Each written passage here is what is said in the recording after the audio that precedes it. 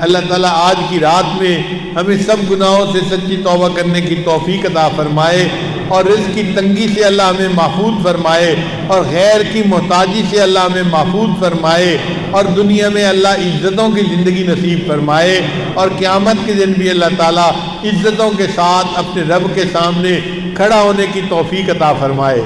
آج کی رات بجٹ کی رات ہے، بجٹ آج رات بننا شروع ہو جائے گا۔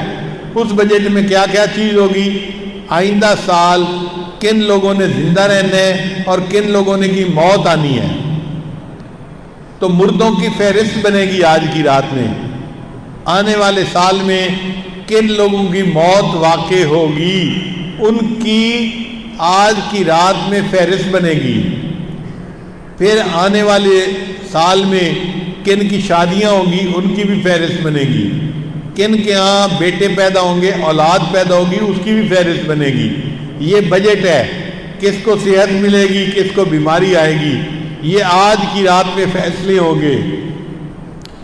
اور یہ رزق کی لسٹیں بنتی رہیں گی حتیٰ کہ رمضان شریف آ جائے گا۔ پھر 27 رمضان کی رات میں اللہ تعالیٰ ان رشتوں کو فائنل کر کے فرشتوں کو عمل کے لیے پہنچا دیں گے۔ درمیان میں وقفہ اللہ نے اس لیے رکھا کہ میرے بندے اگر اس دوران تو اللہ سے مانگے گا، عبادت کرے گا، دعائیں کرے گا، تو ہم تیرے رزق میں تبدیلی بھی کر دیں گے، ہم تیرے لیے اچھے رشتے کا انتظام کر دیں گے، تجھے ہم بیٹا عطا کریں گے، تجھے ہم عزتیں عطا کریں گے، تجھے ہم صحت عطا کریں گے۔ تو یہ بجٹ آج کی رات سے بننا شروع ہوگا، اور فائنل کب ہوگا؟ 27 رمضان کی رات کو فائنل ہوگا، اور فرشتوں کو عمل کے لیے پہنچا دیا جائے گا۔ نبی علیہ السلام نے فرمایا کیونکہ آج کی رات رزق کے فیصلے ہوتے ہیں، تو میرا دل چاہتا ہے کہ جب میرے رزق کے فیصلے ہو رہے ہوں تو میں روزہ رکھوں، لہذا کل کا دن روزہ رکھنا سنت ہے۔ کل کا دن کیا کرنا سنت ہے؟ روزہ رکھنا سنت ہے۔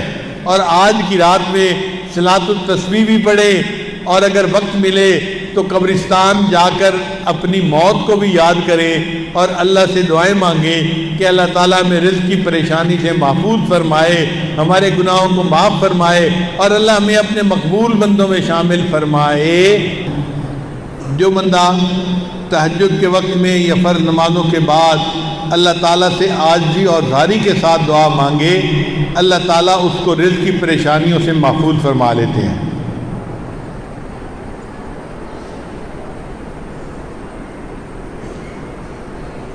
نبی علیہ السلام نے ایک صحابی کو یہ دعا سکھائی کہ تم گھر سے نکلتے ہوئے دعا مانگا کرو، بسم اللہ علی نفسی و مالی و دینی، اللہ مردنی لقضائک و بارک لی فیہا،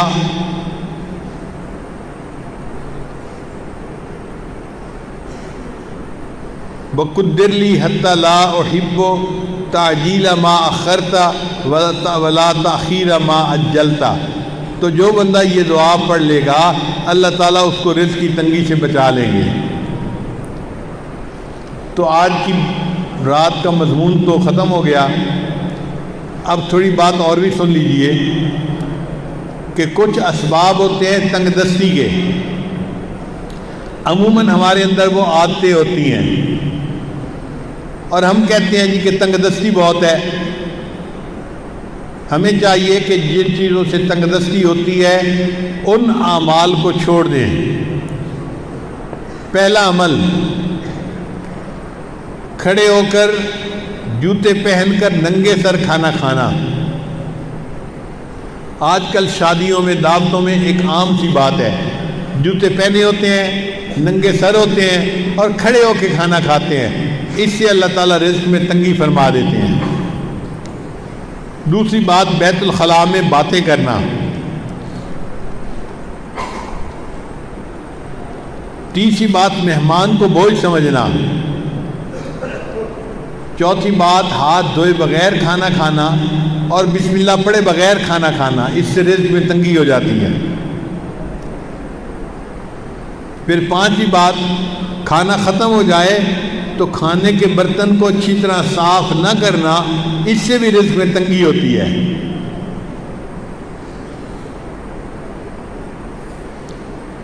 پھر چھٹی بات مسجد میں دنیا کی باتیں کرنا۔ پھر ساتویں بات مانگنے والے فقیر کو جھڑکنا۔ بھئی آپ کے پاس کچھ نہیں ہے دینے کے لیے تو محبت سے اس کو کہہ دے کہ بھائی آگے چلے جاؤ، جھڑکی نہ دیں۔ کئی لوگ اس فقیر غریب سمجھتے ہوئے اس کو جھڑکنا شروع کر دیتے ہیں، تجھے کہا نہیں، تو نے سنا نہیں، جاتا کیوں نہیں؟ تو فقیر کو جھڑکنے سے خود بندہ رزق کی تنگی میں مبتلا ہو جاتا ہے۔ پھر ساتواں عمل مغرب کے بعد بلا عذر کے سو جانا۔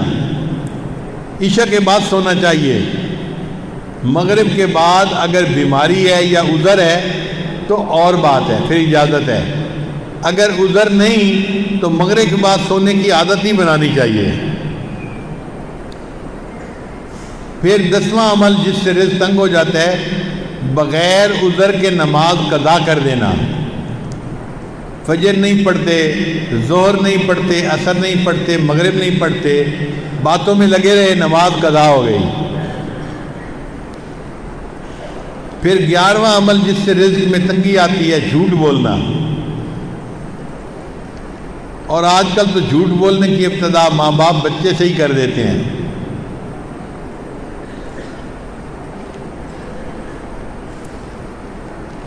پھر 12واں عمل جس سے رزق میں تنگی ہوتی ہے، گانے بجانے میں دل لگانا۔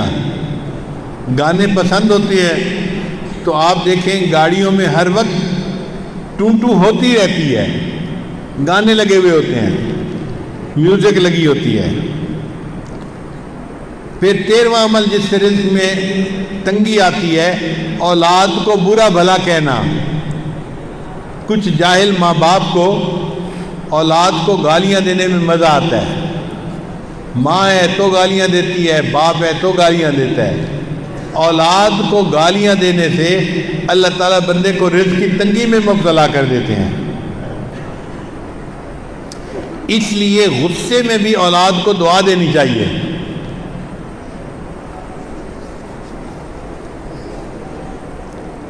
چنانچہ ایک صاحب اپنا واقعہ سنانے لگے کہ میں بہت شرارتی تھا اور گھر والوں کو میں نے تنگ کیا ہوا تھا۔ ایک دن کیا ہوا کہ گھر میں مہمان آئے ہوئے تھے تو میری والدہ نے دال بنائی مہمانوں کے لیے، اور میں نے ایک مٹھی ریت کی بھری اور آ کر ہنڈیا میں ڈال دی۔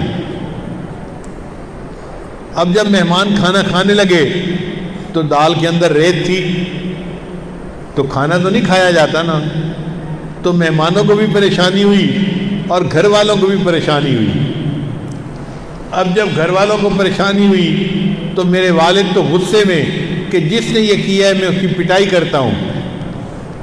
کہنے لگے کہ میری والدہ کو پتہ چلا تو میری والدہ نے پتہ کیا کہ یہ کام کیا کس نے ہے، تو ماں کو بچوں کا پتہ ہوتا ہے، اس نے کہا کہ فلاں نے کیا ہوگا۔ مجھے پکڑ کے لایا گیا اور مجھے پوچھا گیا کہ کیا تم نے یہ حرکت کی، سالن کے اندر تم نے ریت ڈالی؟ تو امی کے سامنے میں نے اقرار کر لیا، ہاں امی یہ شرارت میں نے کی تھی۔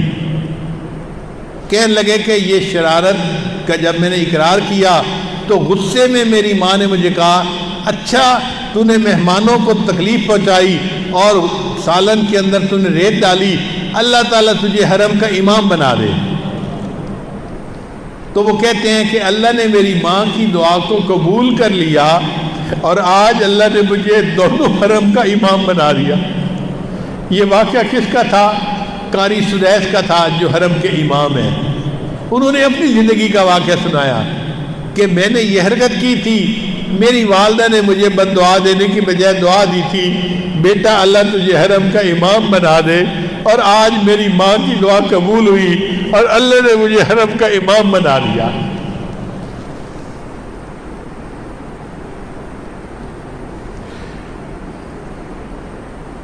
پھر 14واں عمل قرآن پاک کو بے وضو ہاتھ لگانا. بعض لوگ قرآن مجید کی بے حرمتی کرتے ہیں، وضو کے ساتھ ہاتھ لگانا چاہیے، وہ بے وضو بھی ہاتھ لگا لیتے ہیں. تو بے وضو ہاتھ لگانے سے اللہ تعالیٰ رزق میں تنگی پیدا فرما دیتے ہیں. 15واں عمل غیر محرم کو بے دھڑک دیکھنا. بعض نوجوان سمجھتے ہیں کہ ہوتا تو کچھ نہیں، تو غیر محرم کو دیکھو مزے اڑاؤ. تو غیر محرم کو دیکھنے سے اللہ تعالیٰ بندے کو رزق کی تنگی میں مبتلا فرما دیتے ہیں. اور 16واں عمل جس سے کہ اللہ تعالیٰ رزق کو تنگ کر دیتے ہیں، اپنے اہل خانہ کے ساتھ ہر وقت لڑتے رہنا. یہ گناہ آج کے دور میں عام ہو گیا ہے. جس گھر میں دیکھو خاوند بیوی پہ برس رہا ہے اور بیوی بھی چپ نہیں کرتی، آگے سے کوئی نہ کوئی جواب دیتی رہتی ہے. اس نوک جھونک کے بدلے اللہ تعالیٰ رزق کی تنگی میں مبتلا کر دیتے ہیں. آپ دیکھیں جو لوگ رزق کی تنگی کی شکایت کرتے ہیں وہ محسوس کریں گے کہ واقعی ہماری زندگی میں یہ گناہ موجود ہے.